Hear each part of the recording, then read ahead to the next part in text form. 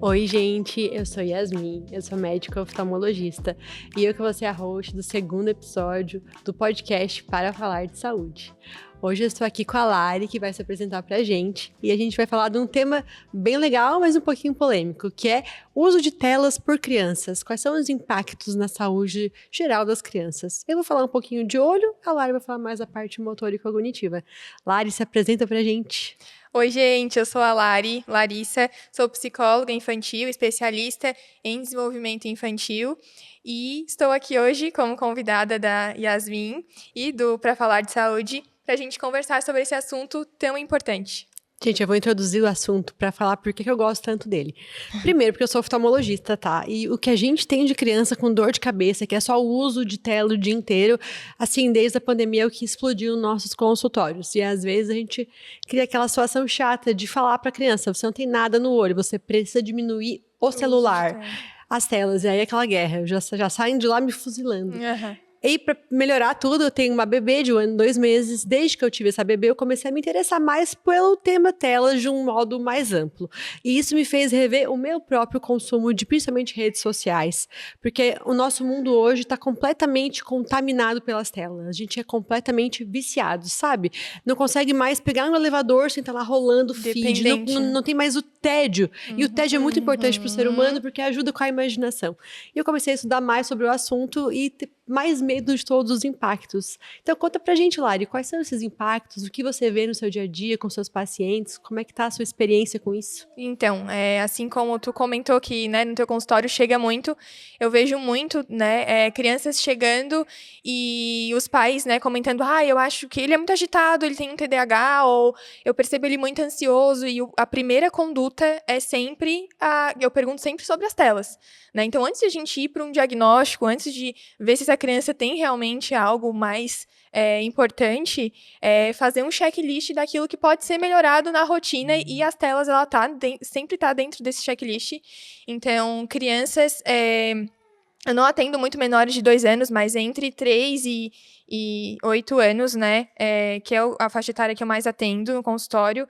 Então, fazem uso muito excessivo de tela e sem supervisão. Então, os pais têm muita dificuldade e eu sempre falo para eles, o controle tá com vocês, né? Então, só que muitas vezes é mais fácil. A gente recorre o caminho mais fácil para deixar aquela criança naquele tempo que a gente precisa lavar uma louça, que a gente precisa... Quanto tempo você costuma orientar para os seus pacientes de tela nessa idade? No máximo 4 horas de telas. Já é demais. Ela é mais generosa que eu, gente. Eu oriento 2 horas para os pacientes. É demais. Porque eu sei que se eu orientar 2, eles vão ficar 3, 4. Então, se eu disser 4, vão ficar 6. Então, eu já jogo pro limite inferior, que são 2 horas. E é muito para essa idade.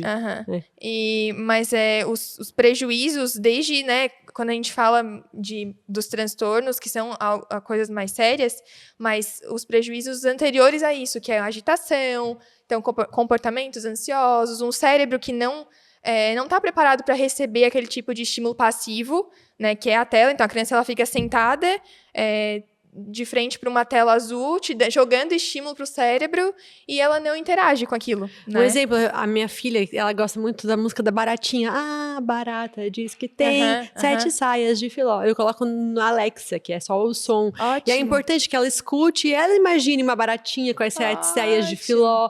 E hoje em dia eu percebo que as coisas são muito prontas. A criança não faz mais essa ponte lúdica. Ela já recebe a música com o vídeo. No vídeo tem o desenho. É um desenho muito colorido que chama muito a atenção dela, e ela fica ali vidrada, concentrada, e não consegue ter essa parte lúdica, né? Isso é muito e não estimula a imaginação. Então, ela sempre vai esperar.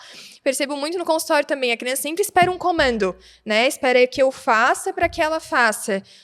Sempre o fazer aquela igual. A proatividade se perde, porque né? Porque não tem essa proatividade do cérebro de, né, inventar algo a partir do que ela imagina. Porque a imaginação não é estimulada. Então, a criança, na primeira infância, ela precisa daquilo que a gente tinha antes, né? Antigamente. Você já leu o livro A Geração Ansiosa? A geração, eu acho que não. Esse livro, gente, ele foi um divisor de águas na minha vida, porque desde que eu li ele, eu fiquei muito impactada sobre como as redes sociais e as telas afetam a vida das nossas crianças. Ele é de um psicólogo americano, que ele tem essa especialização sobre telas e tal, e ele O livro é meio chato de ler, vou ser bem sincera. Por quê? Porque ele é bem técnico. Então, ele começa, o que são as telas? Quais são os impactos em crianças, em adolescentes? É diferente o impacto em meninas e meninos?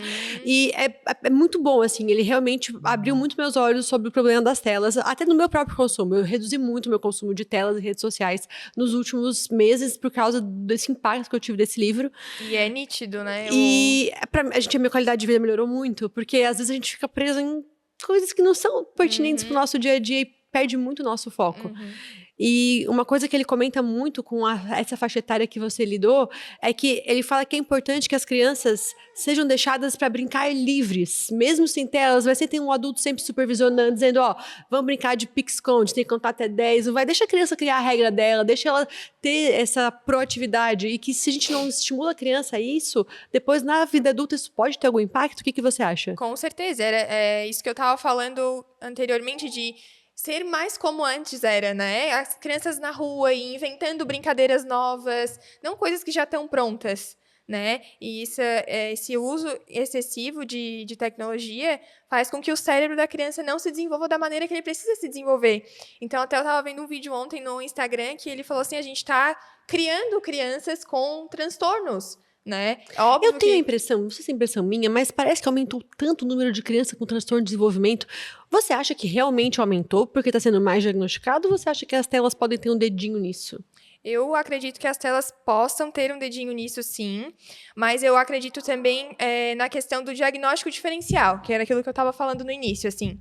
Então, muitos profissionais hoje, infelizmente, recebem as crianças e é uma agitação, as escolas também, eu percebo muito isso, assim, dá medicação porque é um transtorno.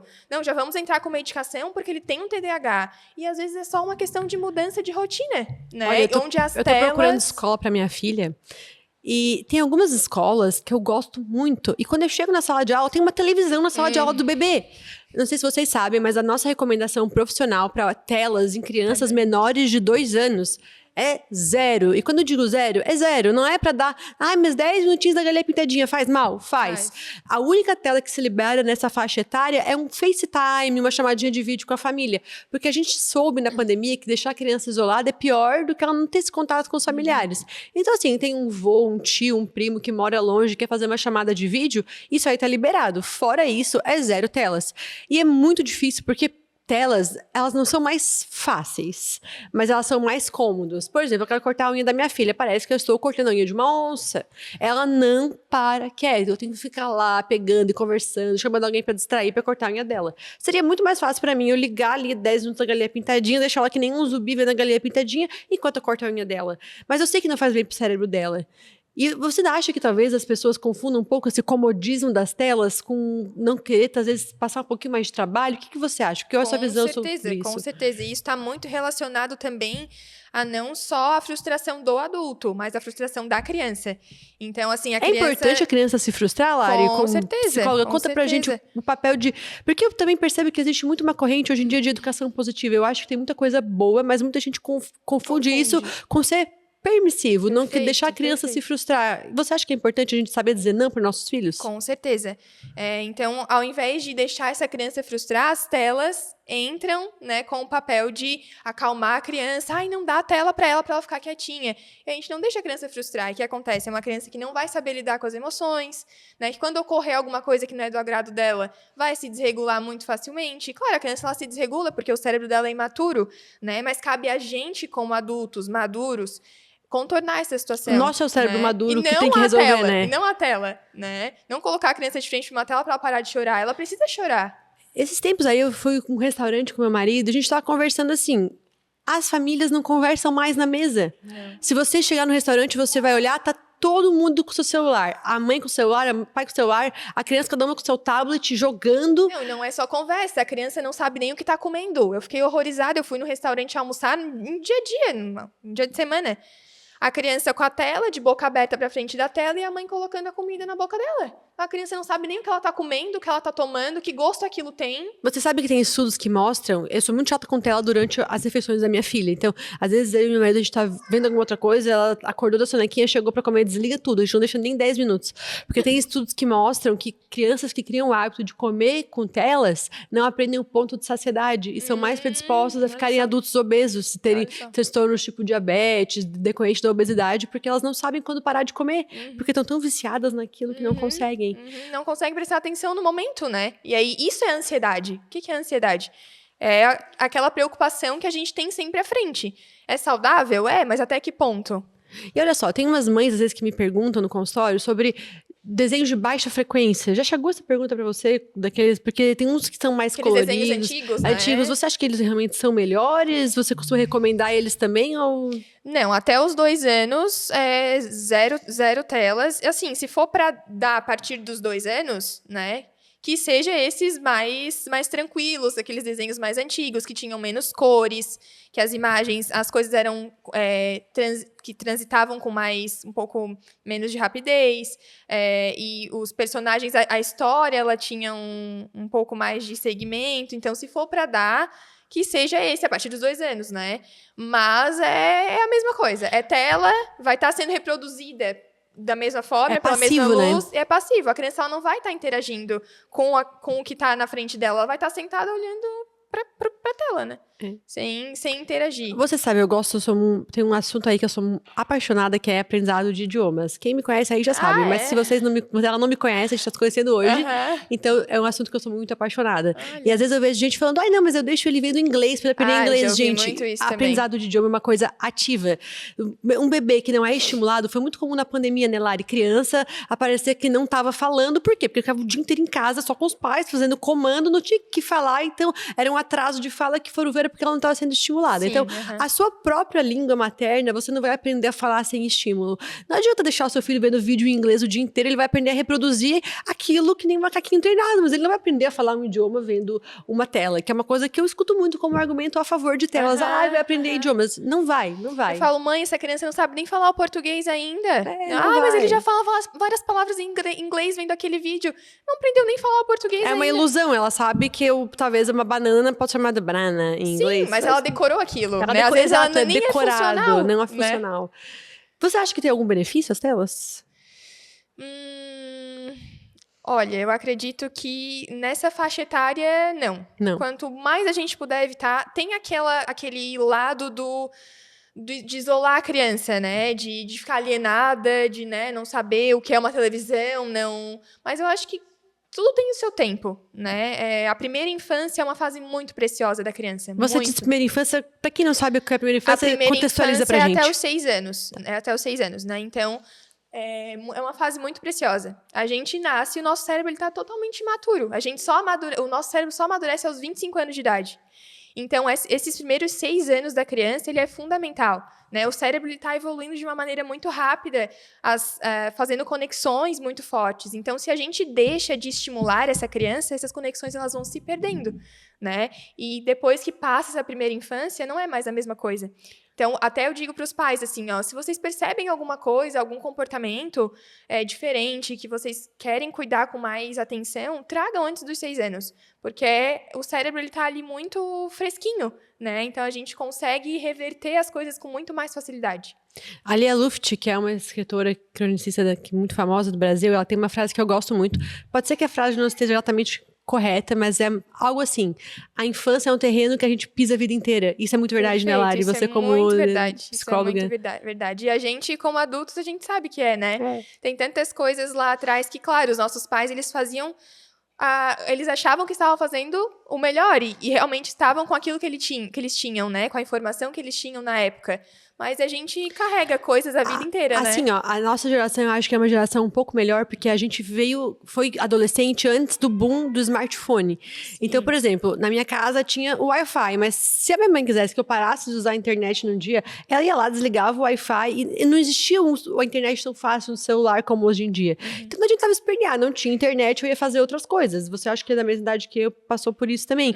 Hoje em dia é muito mais difícil de controlar porque é muito mais acessível. Muito mais fácil, E né? às vezes os pais se iludem achando que tem que dar privacidade para as crianças. Eu quero saber a sua visão como psicóloga. Você acha que a gente tem que dar privacidade nas telas das crianças? Eu acredito que a privacidade, ela começa a partir da adolescência ali, da pré-adolescência. Mas em relação às telas, acredito que a gente tem que ter um cuidado maior. Privacidade no sentido, assim, nos grupos da escola, né? Mas os pais precisam estar sempre de olho, né? Nas conversas. Então, assim, ó, tu tens o teu celular, mas ele vai ser... né, com 15, 13 anos, enfim, tu tens o teu celular, mas ele vai ser monitorado pela mãe durante 2 vezes na semana. A mãe vai pegar, vai olhar. É fundamental, porque a gente sabe que os perigos Você já pegou que tem Não sei se vocês viram a série Adolescência, você viu? Vi, Série Adolescência tá bombando aí no Netflix. O menino, primeiro trabalho dele como ator, ele é muito bom, gente. O menino, assim... foi o primeiro trabalho? Primeiro trabalho dele como ator. Ele trabalhou daquele jeito espetacular. Você pega algum caso, assim, de violência, de gênero, ou crianças com esse comportamento completamente doente, de preconceito por causa de telas, de grupos? Como é que tá Sim, lidando com isso? já tive a experiência de trabalhar com adolescentes. Hoje eu não atendo mais essa faixa etária, me identifico, né, como eu falei ali, dos 3 aos 8 anos, é a que eu mais me identifico, mas já atendi, sim, bastante adolescente que passava por essas dificuldades com as telas, principalmente em relação à comparação, em relação à autoestima, e aí vem esses pensamentos mais sérios, né? É muito recorrentes. difícil, né? Porque a gente, quando a gente tá olhando uma rede social, um dos motivos de eu estar fora de rede social é isso. Porque a gente acaba comparando o bastidor da nossa vida com aquele espetáculo da vida do outro. Porque ninguém posta foto feia no Instagram. Com aquela um momento fração de ruim, vida do outro, é aquela né? fração de vida que a gente tá bonito, glamouroso, feliz, sorrindo, e que a gente posta. E às vezes a pessoa que tá triste só vê isso. Claro, a gente que é adulto consegue fazer o filtro, mas às vezes uma criança, um adolescente, ficar estimulado a isso é difícil, Perfeito. né? Para os adultos já é difícil, né? Quantos adultos aí depressivos, ansiosos, passam por dificuldades e as recomendações são ficar sem tela, né? Deixar de seguir aquela pessoa que te incomoda, né? A gente, como psicólogo, tem essa orientação. Imagina a criança, né? Que não tem o cérebro maduro, que não sabe lidar com esse tipo de gatilho. O que aquilo significa para ela, né? E com qual idade você recomenda, assim, para os pais darem, por exemplo, um celular para os adolescentes? Qual idade você acha que é uma idade ok para ter um celular? Então, eu atendo alguns pré-adolescentes ainda, e na faixa dos 12, 13 anos, e eu percebo que essa idade eles já começam a pedir bastante, assim, os amiguinhos da escola têm, e aí Gente, se sentem... um adendo, graças a Deus aprovaram aquela lei proibindo o Sim, celular na verdade, escola. Gente, verdade. na minha época, eu não tinha celular na escola, se eu me machucava, o que a diretora fazia? A diretora pegava o telefone dela, ligava pra minha mãe, a minha mãe atendia e ia me buscar. Eu acho que até tem alguns pais que não conseguem, parece que, deixar os filhos serem livres e quer ficar o tempo inteiro monitorando, mas é importante pra eles terem essa autonomia também, né, Lari? Pra se desenvolver, pra aprender a confiar em si mesmos, né? Uhum. Mas como eu estava falando ali, a questão da comparação, né? Isso pega muito, eu vejo que pega muito, assim, nos adolescentes, pré-adolescentes que eu atendo, né? Porque eles se comparam, a fulana tem, todas as amigas têm, eles não têm.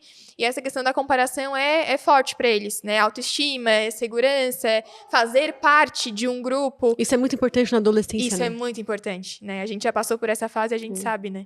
Então, eu acho que, assim, talvez nessa fase dos 13, 14, 15 anos, já seja uma fase para se pensar, dar mais, né? Sempre com limite. Sempre com limite, Não pode ter medo de monitorando. usar aquela ferramenta de controle parental, de ser o pai chato que controla, né? Não pode. Não pode.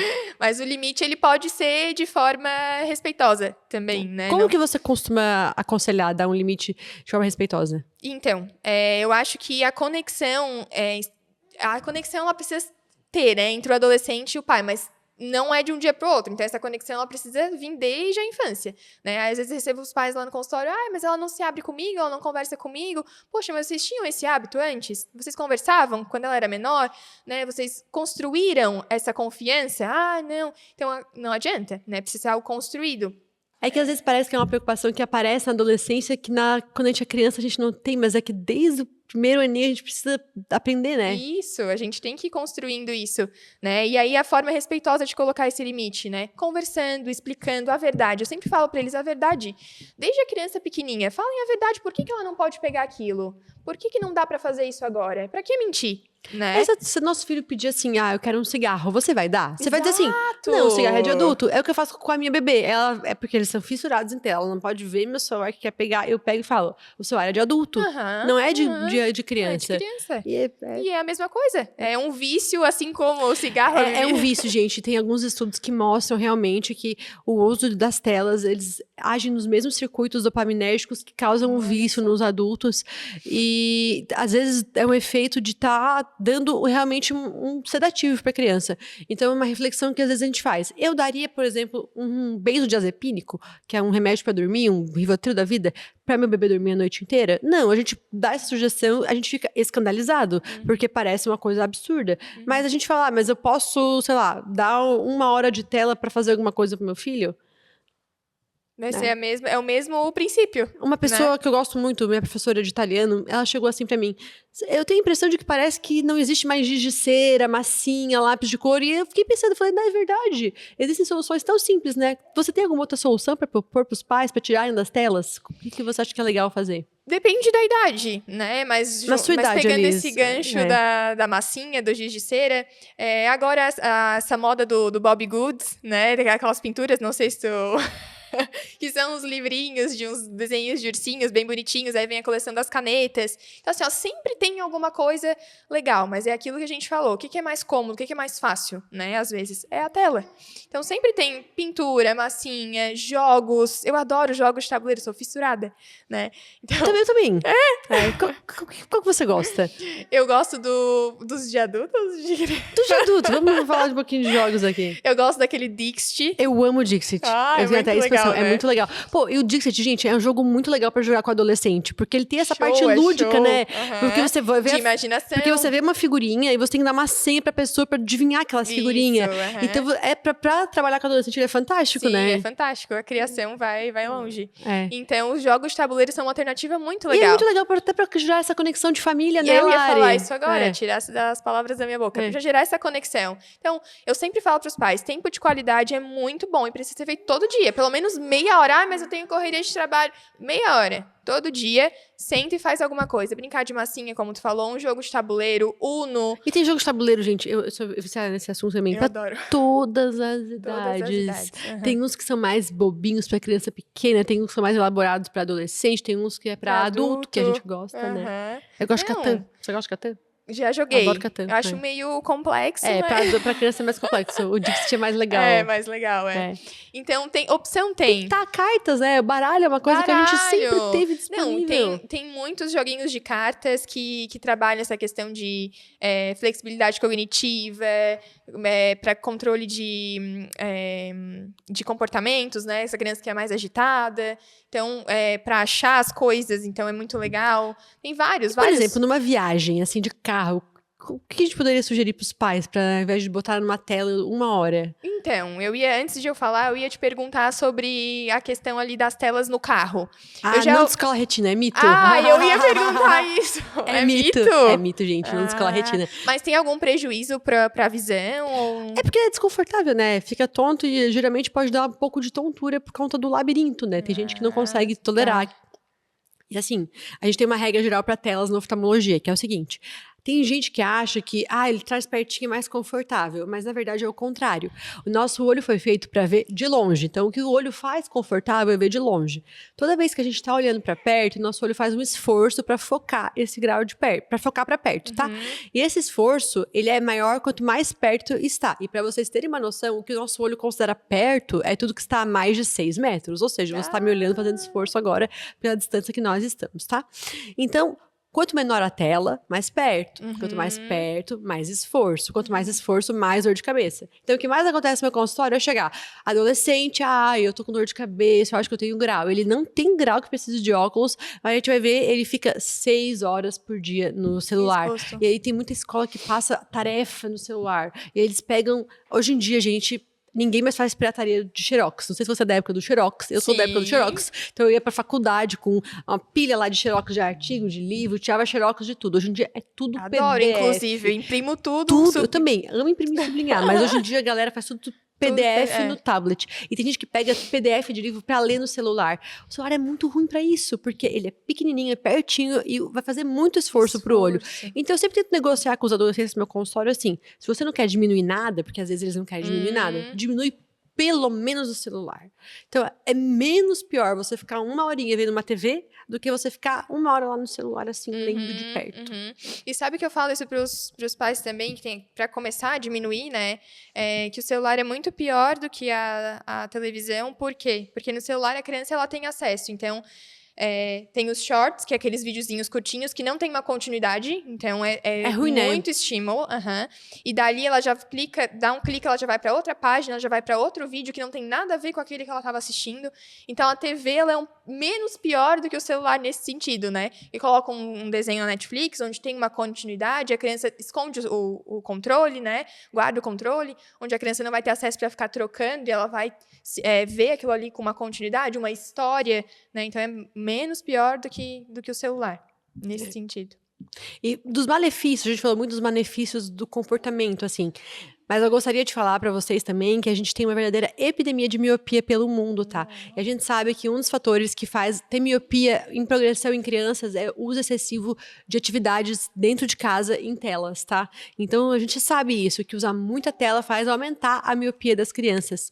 Mas os estudos são muito legais, porque às vezes eles pegam crianças de diferentes partes do mundo. E em países como, por exemplo, a Austrália, que é um país que tem muito sol, que as crianças fazem muita atividade ao ar livre, mesmo as que usam muito telas não progridem tanta miopia. Então, é muito importante estimular a atividade ao ar livre, para a criança sair de casa, não ficar só trancada naquele mundinho de casa.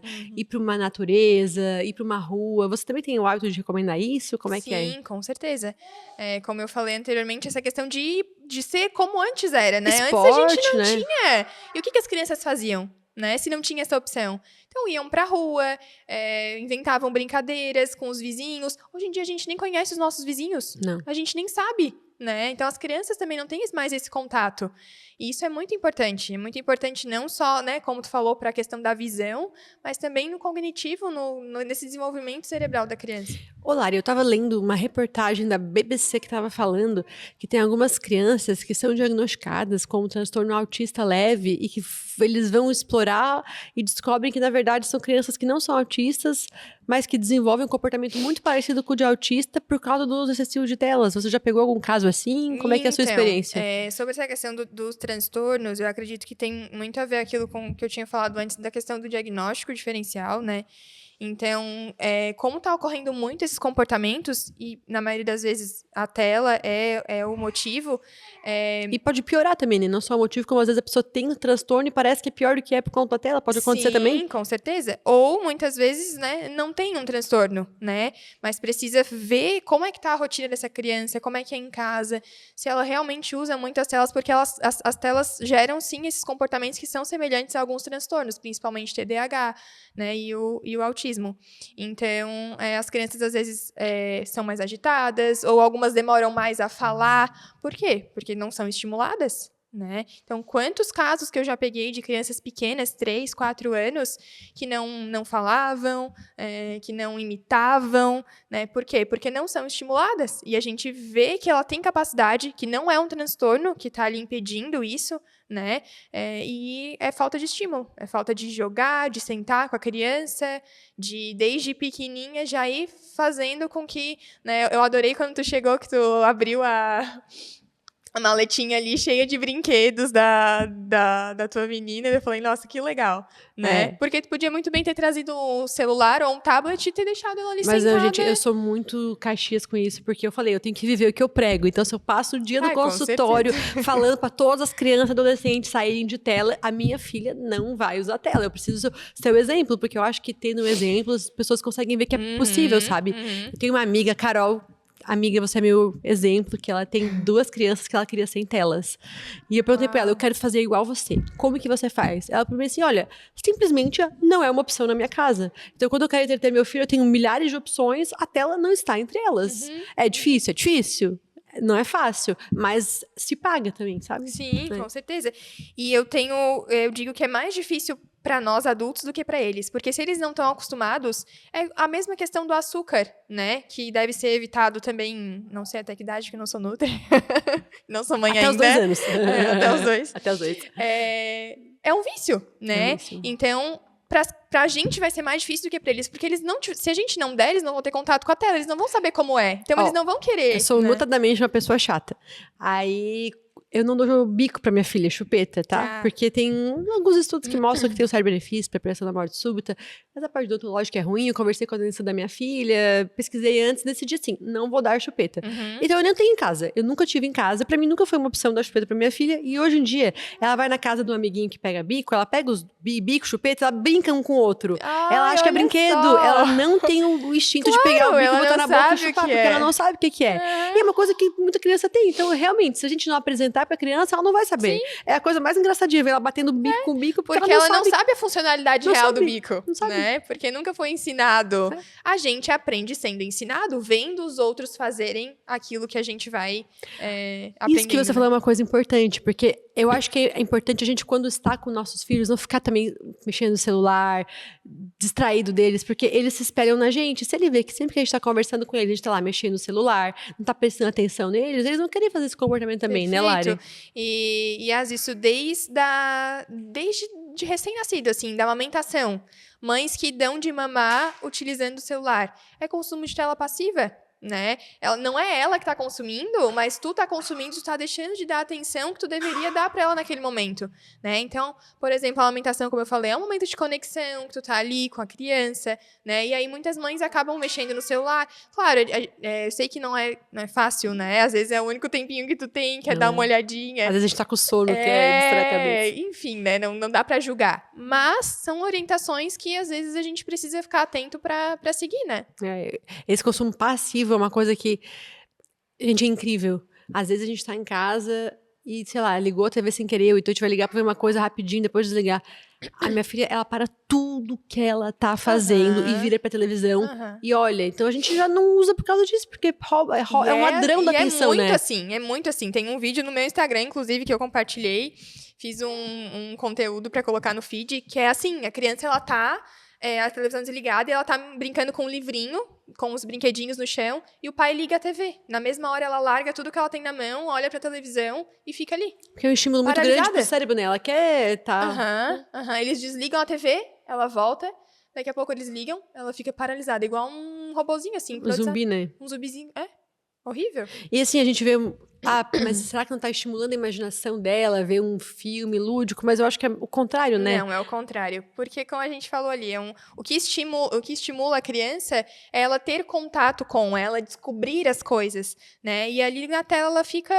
Ela não tem o que fazer, ela fica passiva ali, né? Então, é um estímulo que está sendo mandado para o cérebro e o cérebro não está sabendo o que fazer com aquilo, né? Então, outras áreas que eram para estar sendo desenvolvidas não estão sendo porque não estão sendo estimuladas. O livro que eu falei, gente, ele mostra que alguns executivos lá do Vale do Silício, da Google, Microsoft, os filhos deles estão em escolas que não têm telas e que eles têm um consumo mínimo de internet. Porque o que acontece? A criança vai viver num mundo que ela vai precisar. Quando ela for adolescente, adulta, ela vai ter um trabalho que tem computador, vai ter o celular dela. Então, realmente, ela só vai ser criança uma vez na vida. Então, tentar preservar essa infância, esses 12 anos de infância, com o mínimo de tela possível, para ela ter uma infância lúdica, brincando, né? Não precisar disso, né? Porque quando a gente... se torna adulto, tem uma profissão, a gente quer se desvencilhar disso e a gente não consegue, não pode. Não pode, né? Então, a infância é o momento de brincar mesmo, né? A criança precisa brincar. A brincadeira é extremamente essencial para o desenvolvimento. A Stephanie, gente, que é a nossa chefe aqui da Verbo, que é a por trás do podcast, ela pediu para eu perguntar benefícios, vantagens. Você citaria alguma? Do uso de telas... Para a primeira infância, não estaria nenhum. Não, né? Nenhum benefício de tela, do uso de tela. Só ali voltado para aquela questão da pré-adolescência que eu falei, né? De se sentir parte, de ser incluído. Mas na primeira infância...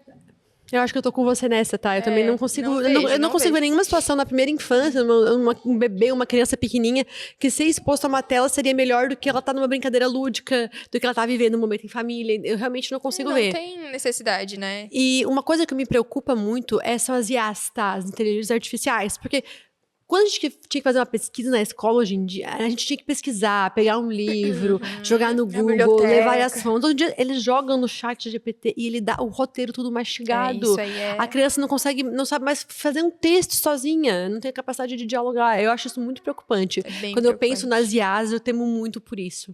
É bom, mas é ruim, né? Ajuda muito, mas até que ponto é bom, né? Eu tava pensando sobre isso esses dias e é muito bom ter tecnologia, né? Por exemplo, a gente vai viajar para uma cidade que a gente não conhece. A gente joga no Google, sabe chegar em qualquer lugar. Antigamente, o pessoal tinha que pegar mapa, ficar tentando se conhecer por mapa. Nossa, devia ser um transtorno.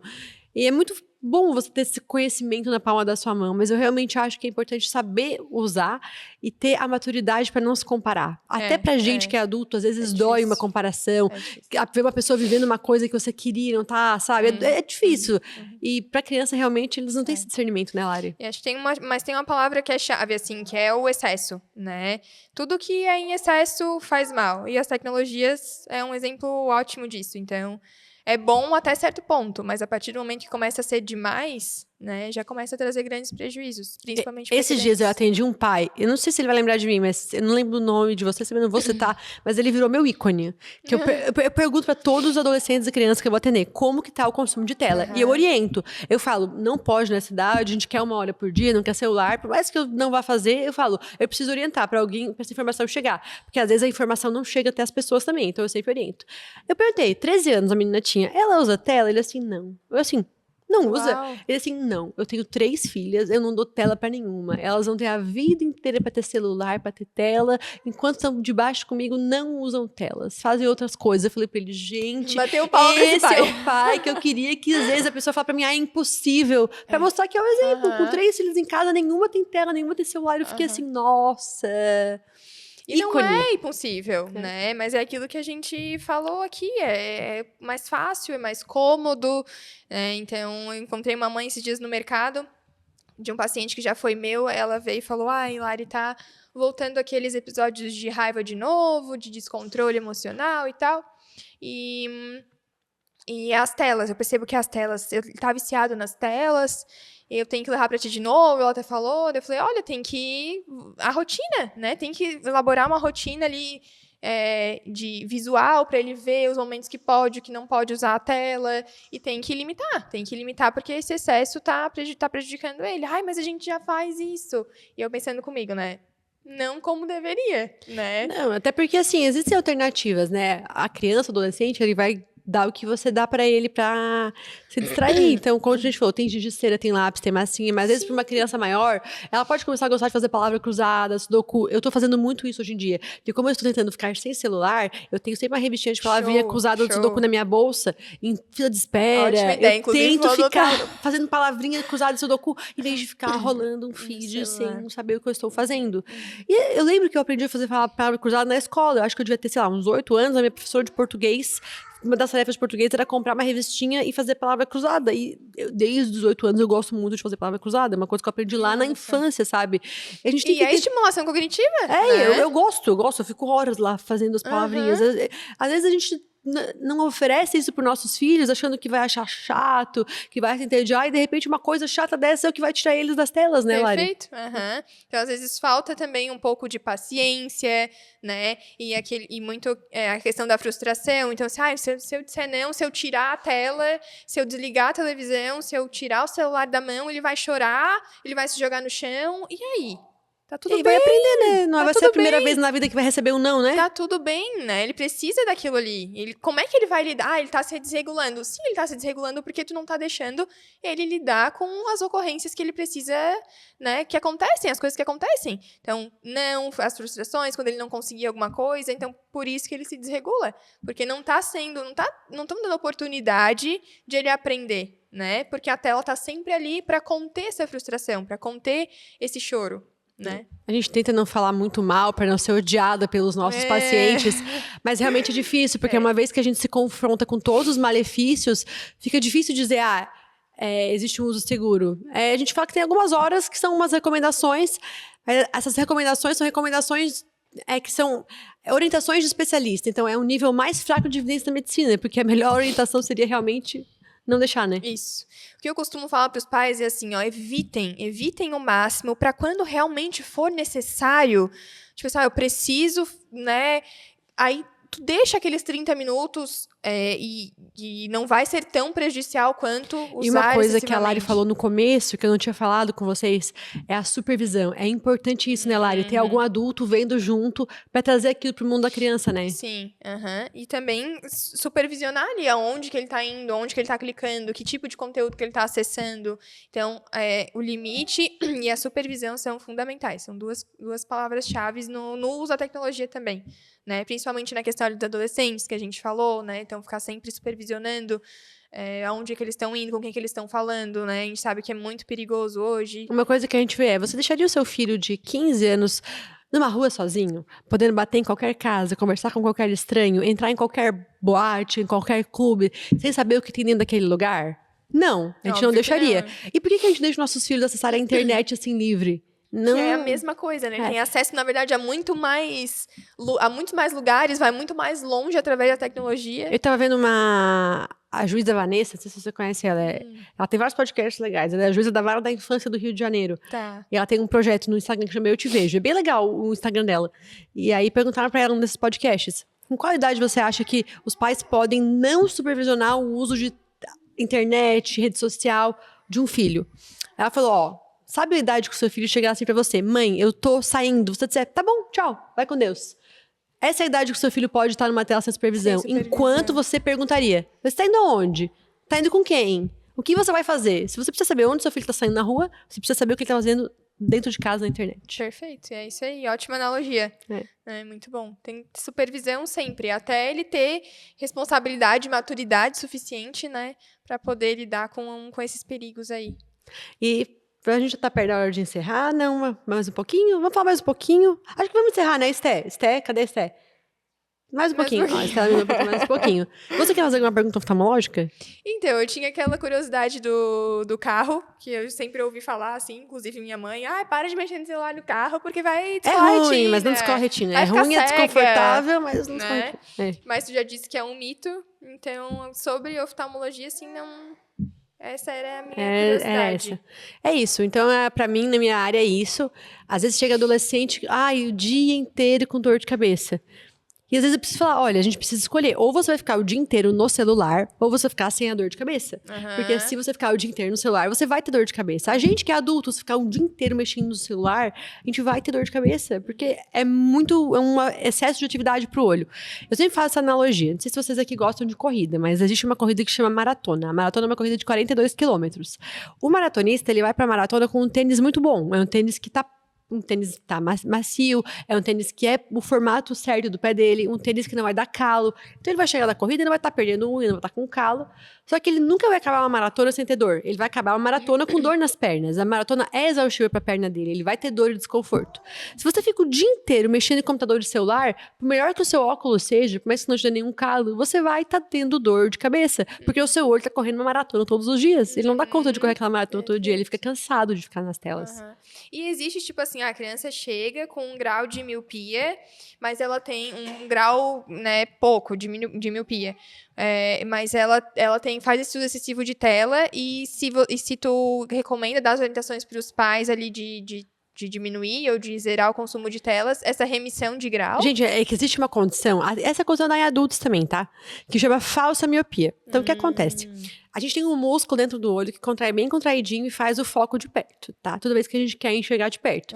É por isso que quando a gente ficar velho, fica ruim de perto. Porque esse músculo vai parando de funcionar e a gente tem que usar o óculos pra perto depois dos 40 por conta disso. Tá. E esse músculo, ele é mais forte quanto mais jovem a gente é. Então, na criança, ele é excelente. No adolescente, ele é ótimo. No adulto, ele é bom. E ali pelos 40, ele começa a ficar capenga.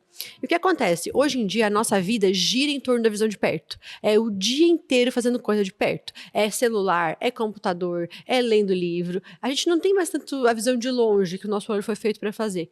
Então, o nosso olho está tão contraído, que ele não consegue relaxar. Aí a gente vai chegar no oftalmologista, a gente vai fazer um exame, vai parecer que você tem uma miopia, eu vou dilatar o seu olho, eu dilato a miopia some. Por quê? Porque não era uma miopia de verdade. Era o seu olho que estava tão contraído, fazendo força para perto, que não estava dando para ver. E é por isso que toda vez que vai no oftalmo tem que dilatar o olho, principalmente quando é criança. Mas o certo é com todo mundo abaixo dos 40, tá? Porque senão a gente pode dar um grau de miopia que não existe. Gente, não é incomum chegar a gente no consultório, eu tenho miopia, a gente vai dilatar, a pessoa não tem miopia. Não tem. Por isso, quando eu ia no oftalmo, quando era criança, eu toda vez dilatava. Mas na sua idade tem que continuar dilatando. Ah, é? Bom saber. Não tinha... Daí pode dar a falsa miopia, né? E aí, então, na verdade... Mas não existe isso, então, de ter uma miopia realmente e regredir. Não, mas também não pode progredir. Porque por que a gente fica pegando no pé pra não progredir a miopia? Porque a miopia alta é acima de 6, tá, gente? Tá. As miopias altas, elas são altas porque o olho cresceu demais. E a retina começa a ficar fininha. E aumenta o risco de ter descolamento de retina. E o descolamento de retina é uma situação que pode deixar a pessoa potencialmente cega. Então, a gente sabe que a gente não quer que as crianças tenham miopia alta. Existem alguns tratamentos para evitar a progressão de miopia em criança. Mas todos eles vão envolver o controle de telas. Porque se a gente começar a dar o melhor tratamento do mundo e a criança ficar o dia inteiro em telas, não vai dar pra competir. Vai estar tapando o sol com a peneira, né? Acabando. Exatamente. Enxugar gelo. Difícil. Não, só o tratamento medicamentoso não faz efeito, né? Assim como só levar a criança uma vez na semana na terapia, né? E continuar. Por isso que é tão importante as orientações para casa, né? Porque só levar a criança uma vez na terapia ou uma vez no médico, né? E o médico passar aquele tratamento e os pais não aderirem isso em casa. E eu acho que quando a gente pega a questão de telas, para criança diminuir o consumo de telas, os pais precisam rever o próprio consumo e reduzir o próprio consumo para ser exemplo. Isso não é fácil de fazer. É mais difícil. Por isso que eu digo, é mais difícil para adulto do que para criança, né? E quando a gente reduz o nosso consumo, eles são esponjinhas, né? E nós somos espelhos para eles. Então, tudo que a gente faz, eles vão querer fazer, né? Como exemplo, a tua filha, ela não pega os biquinhos e bate, porque ela não sabe como usa, ela não sabe que é pra chupar, né? Porque nunca foi ensinado, porque ela nunca viu alguém fazendo, nunca né? Nunca foi oferecido. Então, é a mesma coisa. Se a criança ela não vê os adultos fazendo uso excessivo de tela, ela também não vai se interessar por fazer, né? E também é legal, assim, botar as crianças pra fazer esporte, ir pra rua, atividade assim em grupo. Isso é muito legal pra socialização, exercício físico, né? É muito importante. E hoje a gente vê pouco, né? Eu principalmente... Sério? Eu vejo pouco, assim, eu recomendo bastante. Porque eu pego muita criança, assim, ó, de rotina exaustiva com escola. Então, estuda em período integral, aí chega à noite... tá cansado, não tem tempo para colocar num esporte, né, físico, numa atividade física. Não tem tempo para essa criança, né? Tá tão ocupado com as atividades. Não tem tempo para essa criança, porque ela tá no integral, por quê, né? Porque já a rotina familiar já é uma correria, né? Então eu recomendo muito, assim, porque vejo essa necessidade de recomendar muito, assim, as atividades físicas, né? Uma natação, como tu disse, algo... Agora tem, né, box kids, então coisas que legal. Coisas que estimulem essa socialização também, né? E tem alguns esportes que até dependendo da idade da criança, tipo o beach tênis, o futebol, dá até pros pais fazerem juntos, né? E virar esse momento de conexão que é tão importante, né? Uma ótima opção, Um momento de qualidade juntos. Mas às vezes, eu falo também muito no consultório, às vezes a gente fica, tipo, querendo criar uma coisa muito grande. Um momento de conexão, o que eu vou fazer com ele? Gente, não precisa ser um evento, né? Um momento de conexão pode ser um abraço à noite, apertado antes de dormir, uma historinha antes de dormir também, uma leitura. Não precisa leitura ser... é uma coisa muito boa, né? Porque é lúdico, substitui as telas. Estimula a imaginação, porque você vai ler, ele vai ouvir o que você falou, você vai dizer, o lobo mau, a Chapeuzinho Vermelho, vai imaginar uma menininha com o Chapeuzinho Vermelho, isso é bom pra criança, né? Isso é bom, é a mesma história da música que tu falou, né? Ela vai imaginando, e essa é uma opção que eu dou pros pais também. Coloca música, não coloca vídeo, não coloca desenho, né? Coloca uma musiquinha. Se ela gosta da galinha pintadinha, então coloca a música da galinha pintadinha, substitui pelo vídeo, né? Porque, como tu falou, vai estimulando a imaginação, ela vai pensando, ela imagina quem é a baratinha. E uma coisa que é importante sobre crianças que a gente não pensa é que a criança precisa sentir tédio. Porque se ela sente tédio, ela vai querer resolver e ela vai ter que inventar e vai estimular a criatividade. Então, sem o tédio não tem a criatividade. E a tela mata o tédio, acabou a criatividade da criança. Perfeito. É isso aí, é um ciclo, né? É. E aí, o problema tá em quebrar esse ciclo, porque a criança já tá viciada, na maioria das vezes. E aí, quando o pai vai tentar quebrar esse ciclo, aí é onde ocorrem as crises de frustração, de tédio, e a criança não sabe como lidar com isso, porque não foi dada oportunidade para ela lidar com isso, né? Até pra gente, hoje em dia, é difícil lidar com tédio. Mas então tá, nós vamos começar a nos despedir, então. Pra não ficar muito longo, a gente quer agradecer a todo mundo que assistiu todo o episódio. Se você é pai, mãe, você cria seus filhos sem telas, compartilha aqui com a gente a sua experiência, conta como é que tá sendo, quais são os desafios. E eu queria pedir pra Lari. Lari, qual mensagem você gostaria de deixar pros pais que estão nesse caminho de criar sem telas, diminuindo telas? O que você acha que é o mais importante? Conta aí pra gente. Eu queria deixar a mensagem de que sempre dá tempo de correr atrás e talvez voltar atrás daqueles comportamentos que vocês tiveram de dar a tela para os seus filhos, né? Então ainda dá tempo de diminuir, de controlar e de tirar essas telas, porque realmente fazem mal, né? E rever os seus comportamentos também em relação ao uso excessivo de telas. E uma última pergunta, uma coisa que eu escuto muito é, tela é rede de apoio, porque eu não tenho com quem deixar, eu preciso deixar a tela para fazer alguma coisa. O que você recomenda para esses casos? Quando assim, eu tenho, sei lá, preciso fazer um almoço em 1 hora, como eu posso distrair meu filho para ele ficar 1 hora quietinho, para eu poder fazer meu almoço e dar uma tela? Brinquedo, gente. Brinquedo é a melhor opção, né? Separa, como a Yas falou, esse kit aqui é só para quando a gente sai de casa. Separa uma caixinha, deixa mais em cima do armário, né? Mais escondidinha. Eu preciso fazer uma coisa urgente, 1 hora. Então, ela tem aqueles brinquedos que ela ainda não conhece, né? Que ela não teve contato. Então, dá para ela. Para um pouquinho o que está fazendo, vai lá, dá uma atençãozinha, volta, segundinhos, né? E vai fazendo esse revezamento. É mais difícil? É mais difícil. Que era o que nossas mães faziam, né? Dá mais trabalho, mas é a opção que a gente tem. Qual caminho que tu quer seguir, né? Tu quer passar trabalho hoje, pra lá na frente, tu ter esse orgulho de ver o crescimento do teu filho, né? O crescimento cognitivo, emocional, saber se regular, né? Tão importante. Ou tu quer optar pelo caminho mais fácil agora e chegar lá na frente, né? E se deparar com as dificuldades maiores. É isso aí, gente. Muito obrigada por toda a atenção. Obrigada, Lari. Foi muito legal conversar com você. E até a próxima, pessoal. Tchau.